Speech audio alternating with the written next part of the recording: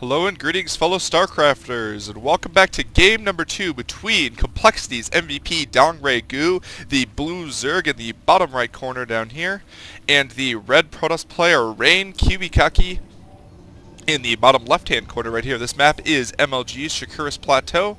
You could tell that it is MLG's because they have the nice little supply depot right here, although a lot of other StarCraft tournaments, I suppose, have adopted that as well, as just kind of a way to make sure that Protoss players don't randomly decide to build 3 pylons and cannon block their opponents out of a base.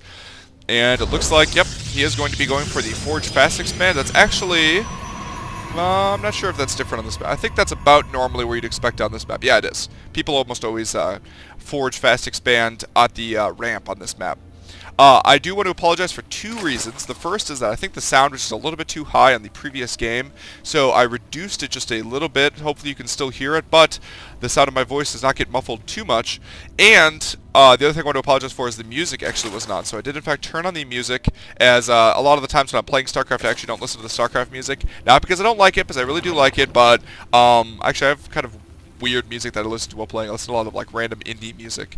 But anyway, yeah, so anyway, that's why I didn't have it on, and I turned it back on, and I'll make sure to try to keep it on while I'm commentating. Looks like Kiwikaki is just going to try to be as annoying as possible with his probe right there, as he doesn't really have a whole lot else to do. All he's doing is building probes, and it looks like DongRaeGu is going to be opting for the exact same build as the previous game, as he is be going for the 14 gas, 14 pool, and we'll probably be turning that into a hatchery pretty soon as well. Now, I kind of question that, because this is kind of a Forge Fast Expand friendly map, and I mean, unless you're kind of all-inning your opponent, I would say that it's just kind of a little bit of a wasted economy to go ahead and go for the pool. Now, it does mean that, like as you can see here, it's actually forcing Kiwikaki to get the gateway and the Forge before he gets the Nexus, and probably he won't have to get the cannon before he gets the Nexus. Well, okay, so part of the reason why this might be okay is actually because he could have been expecting Kiwikaki to block his hatchery, which is why he just goes ahead and gets the pool right away anyway. Ooh, and actually DongRaeGu is continuing to get gas right now. Ooh, we might be seeing an all-in. Alright, well, we're going to have to wait and see if he's exactly playing an all-in or exactly what he's planning to do with that gas. But normally speaking, I mean, he knows his opponent's Forge Fast Expanding. He sees it right now. He's got a view of the cannon coming up. Yep, and there's the Roach Warren. He is going for an all-in. That is exactly what he's doing right now, so that explains why he went for that. So the benefit of doing the all-in right here is this Overlord is actually going to be able to spot all of this high ground. So anything that the cannons don't actually cover, the Roaches will be able to snipe from the bottom, and then the Lings can just go ahead and rush in. Kiwikaki, on the other hand, has hidden a probe up here. I do not believe that the probe has been spotted by DongRaeGu. No, he does not. That's nice little positioning for his probe right there.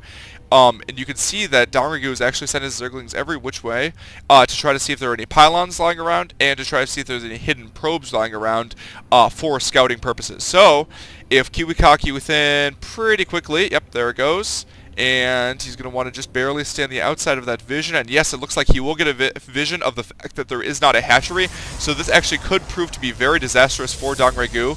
And, oh, he's even getting a cannon anyway. Oh, he might have just been checking for the third, and when he didn't see the third, he knew that his opponent was all-inning, perhaps.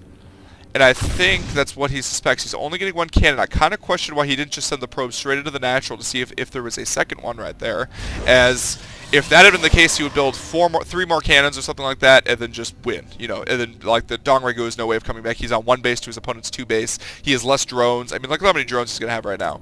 17 drones. So he needs to cause a lot of economic damage here in order to be successful. Now, one thing that Kiwikaki is actually not going to have is he was very late in getting his gases and his cybernetic score, just like in the previous game, although not with the double gate pressure, which means he's not going to have a sentry. Sentries are incredibly invaluable for holding off these kinds of attacks, because you can force field weak spots and so on. Oh, and actually sending the Zealots out right now. Okay, so Kiwikaki just misscouted this. This could end up being a huge problem for him. I could very easily see him losing to this. If those Zealots get caught in the middle, or he just attacks, DongRaeGu could very easily just attack right now. And, oh my god, this is going to be very painful right now for Kiwikaki. Oh, those Zealots. Zealots, what are you doing? No, you're going exactly the wrong direction. That was the worst time to move out right now. Alright, well, the probes are being pulled, but a little bit too late, as those forces have already gotten to his base. He's already started an additional cannon, but it's only going to be 1 additional cannon. I think most likely he is going to lose at least that Nexus. Looks like those Roaches are actually going to go ahead and focus for the Zealots. However, the Zealots are actually killing one, and might actually get more than that. Looks like these Roaches are actually just going to walk into the main base. They already have killed a decent amount of probes right now, but a Stalker is going to be on the way. I think, yeah, Kiwikaki should just run those probes, probably just to the other Nexus, and then send the Stalker, try to kite those Zealots as much, or kite those Roaches as much as possible. Looks like those Zealots did a decent job at those Roaches that were behind, and actually they did go ahead and pull it off, as you do have the 4 Zealots walking into the main base right now. And actually, this attack is going to be a lot less effective than I thought it was going to be. I think DongRaeGu kind of couldn't really decide exactly what to do. Those Zealots being outside of his base kind of, I think, makes some bad decisions right there. Looks like he is going to move up to the front again. Still no building actually blocking the entrance to the base, so those Roaches are going to be able to walk in. They're going to be able to focus fire the cannons, but not before losing a number of Roaches right now. And a lot of this is going to kind of be at exactly where the worker count is. DongRaeGu has started a hatchery right now, but I think he's still going to be behind. The question is kind of how far behind he is going to remain after this attack. Because his opponent is going to have multiple Nexuses. He's not actually building any probes right now. I think it's because he's kind of worried about the all-in finishing him off, but I think Kiwikaki is actually safe. He doesn't necessarily know that, as there are units still streaming across, but not that many units. Oh, and actually they got the cannon right there. That's actually not something I was expecting, so he is going to have to build an additional cannon, and he is building additional probes, and the Void Ray is out of the way. As soon as the Void Ray finishes, first of all, it's going to cause a lot of damage for DongRaeGu, and the Void Ray is going to be able to prevent any sort of future shenanigans from DongRaeGu. So, Void Ray is coming out. We're going to have to go ahead and watch that. Let's take a look at the worker count.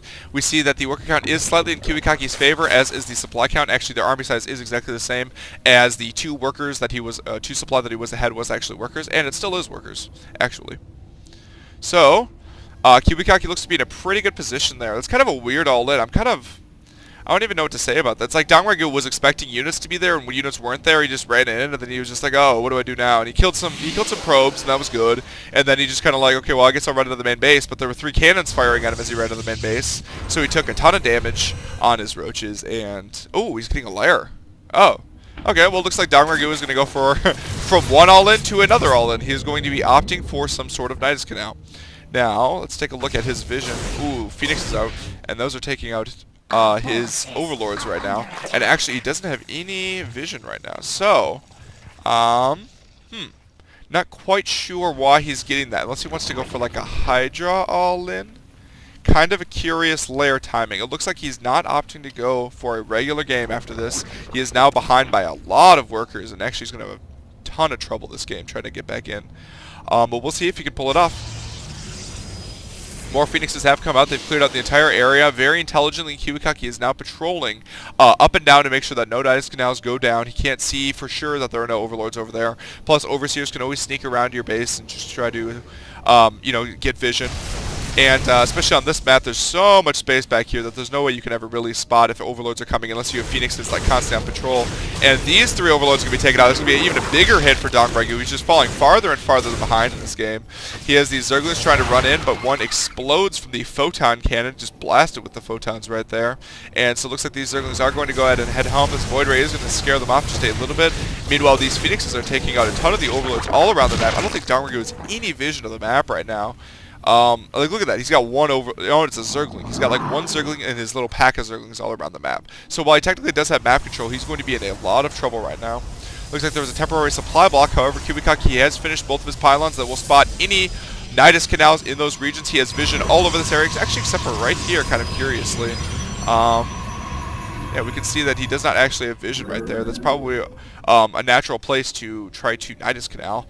But looks like DongRaeGu is not opting for the Nidus Canal. He is going for Hydras right now, as you can see from the Hydra Den and, of course, the Hydra range. He is not getting weapons level 1. I really am confused at what DongRaeGu is doing, to be perfectly honest. He's not getting a 3rd, so he's not going for an econ game. He's not really building drones either. I mean, he has droned up to the level of Kiwikaki now, but he's not getting a 3rd. Like, as a Zerg player, you need to really stay ahead. There's the Nidus Network. Okay, so he was opting for a Nidus all-in. That's exactly what he was planning on, and it's going to be a Nidus Hydra all-in. Now, one nice thing about the Nidus Hydra all-in is even though he will not be able to place the Nidus Canal anywhere else inside of Kiwikaki's base, he will be able to just build a Nidus Canal right here, and the Hydras will be able to just spawn and go right into the Nidus Canal and then jump right out. And that's probably something that Kiwikaki really won't be able to stop unless he has his Void Ray kind of in position at the exact right time.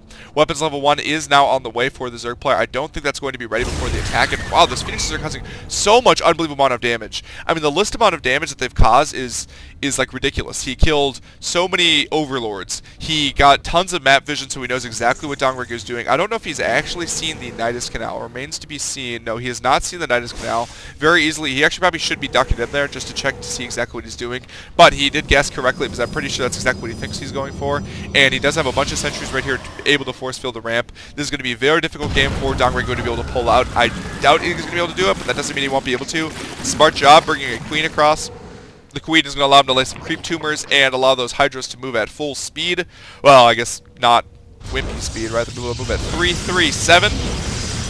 Meanwhile, 4 additional photon cannons are coming down as Kiwikaki knows exactly what's up. He is also, oh wow, 2 additional photon cannons behind that. So look at that, 7 photon cannons. That Stargate is going to be sacrificed.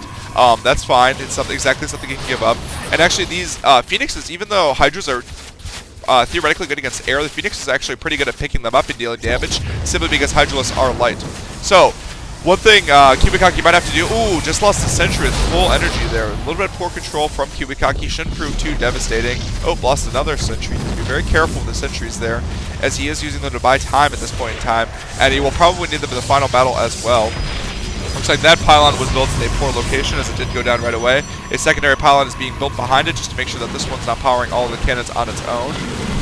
What is that? Oh, looks like they tried to build a Nidus Canal up top, and the Phoenixes are, ooh, only losing 1 Phoenix to take out the Overseer. That's a very nice trade on his part. Now, Kiwikaki is actually building up a ton of resources right now. Looks like, oh, DongRaeGu is going for the attack right now. Hydras are trying to march up the middle. That Colossus out is going to be incredibly useful right here, as long as he can keep it alive. It does not have thermal lances, so it's going to be a little more difficult to keep it alive than normal, as its range is not quite as far. It's the same actually as Hydralisks when they have the upgraded range. And looks like those Hydralisks are going to go ahead and fall back after their little force field, and DongRaeGu is going to have to GG out of this game. He tried 2 all-ins in a row, and even though it sort of worked, I actually thought that after those Zealots left, I thought for sure they were going to leave, but then DongRaeGu just kind of mishandled his roaches in general, and probably should have focused on killing all these buildings down here as opposed to running into the main, past all the cannons, and, you know, seeing what he could do there. But actually with that flank attack on those cannons, if you just ignore the Zealots, he probably could have dealt a lot of damage, maybe taken out all of those cannons and that whole front wall. The Zerglings will stream in and just kind of end the game. But DongRaeGu did do for that, and Kiwikaki correctly predicted his next follow-up would be a Nidus Canal all-in, and so he defended against that perfectly, didn't let him get any Nidus Canals inside of the base. The Nidus Canal outside of the base was not able to go in because he just had so many sentries with so many force fields. So we will have the privilege of being able to see game number 3 between these 2 exciting players. PG on Minecraft, signing out.